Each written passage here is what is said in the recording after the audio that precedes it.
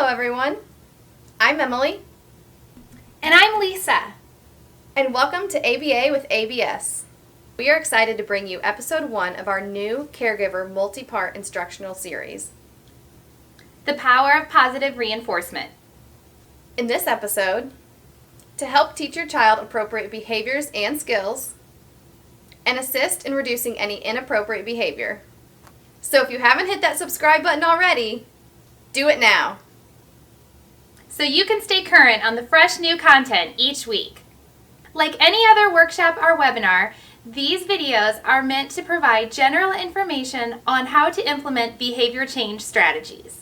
They are not meant to take the place of in-person services. The most effective way to implement change strategies is to work personally with a behavior analyst who can help personalize therapy change strategies for your child's individual needs.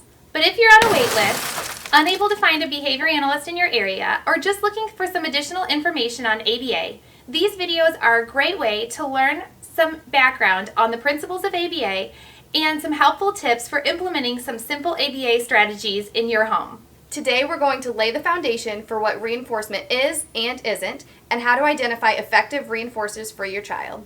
It may be tempting to skip the first video and move on to the other videos, where we spend more time showing you how to implement, but learning the basics first is an important key to implementing these strategies as successfully as possible.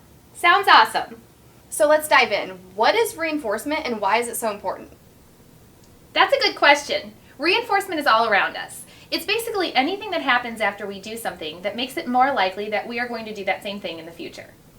Like if you go to work on time and do your job, you get paid, so you keep doing it in the future? Or if you have a great time hanging out with someone, you make plans to hang out with them again? Exactly. We do what we do because of one of two things. We either get something that we want or we like, or we avoid something that we don't like. And that's the idea behind reinforcement. It's all about what happens after the behavior. So reinforcement is like a reward or an incentive, so like money, food, or a toy. But it can also be something more natural, like recognition for doing something well, or just a feeling of inner satisfaction.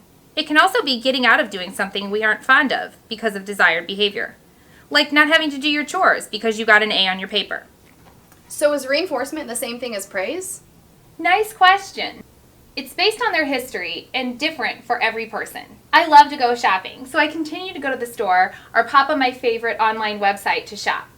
But my husband rarely likes to shop, and so shopping is a reinforcer for me, but not for him. So reinforcement also depends on the context, so what's reinforcing in one moment might not be reinforcing in the next? Exactly. Like after a long day of work when I'm tired, I'm a lot less likely to go shopping because shopping isn't reinforcing right then. A nap would be way more reinforcing. But isn't using reinforcement the same thing as bribery? Not at all. But that is a common misunderstanding. Reinforcement is something that happens all around us all the time and is a part of everyday life. Reinforcement doesn't have to be giving a child a cookie or an M&M every time they do something well. But if it works, that's fine too. The important thing to know is that reinforcement is just setting up an if-then situation where we are letting the child know that if they do something appropriate, something positive will happen.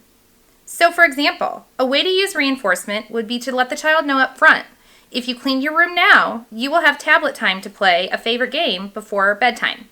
That's different from bribery, where you would wait until the child cries or has a fit when you ask them to clean their room, and then you tell them that if they clean their room, they can have tablet time.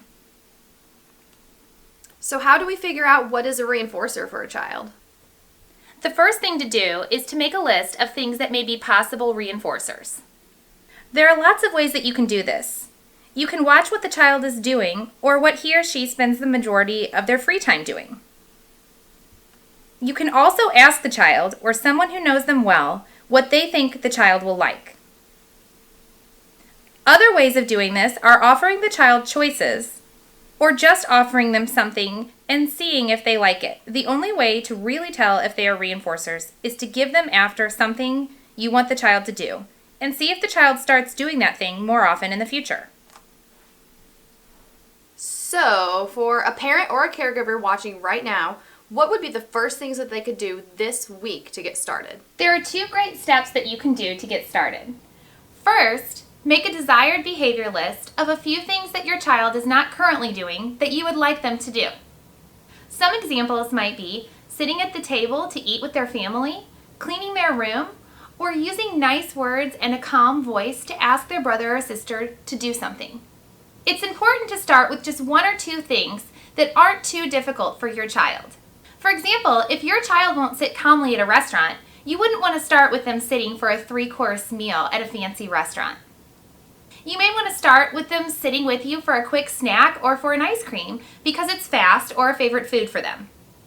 After you make this list, make a separate list of things your child might like to earn for doing things on the desired behaviors list. Then the last step is to circle the things on the things to earn list that you think that you can save for if your child does the things on the desired behavior list. This is because those things to earn may be more effective as reinforcers if your child does not get them for free. Right, like if we eat pizza every day, then pizza probably won't be very motivating. Exactly. Great. For a list of those steps, check out the description below. And drop a comment if you have any questions. Or tell us about some reinforcers that work for you. Thanks for joining us today, and we'll see you all next week for the next step in the reinforcement process. And don't forget to hit that subscribe button.